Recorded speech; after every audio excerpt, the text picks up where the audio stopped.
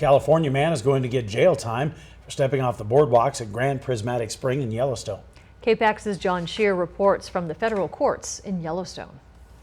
Cameras are not allowed here at federal court in Mammoth, but we were present in the courtroom when Judge Mark Carman said, and these are his words, "We will not tolerate people who damage resources."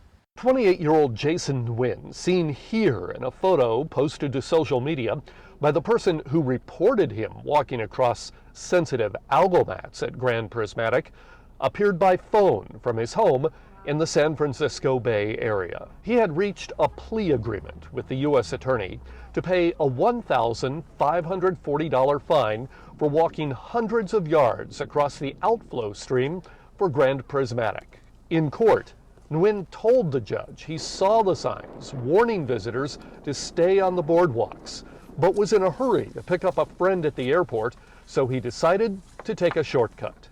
In later questioning, Nguyen admitted he was picked up by wardens at Old Faithful, where he went after Grand Prismatic. Judge Carman noted Nguyen couldn't have been in too big a hurry if he went to the famous geyser before picking up his friend. The eyewitness who turned him in said Nguyen asked a friend he met in the parking lot if he got the shot.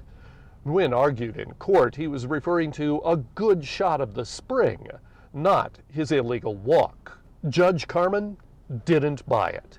He bypassed the sentencing deal, reducing the fine to $1,040, but tacked on 4 days in jail, plus 1 year's probation and a 1-year ban from Yellowstone National Park. The U.S. Attorney noted that the video of the shortcut across the algal mats went viral, and that the thousands or perhaps millions who see it need to be sent a strong message. Judge Carman agreed with that assessment. He called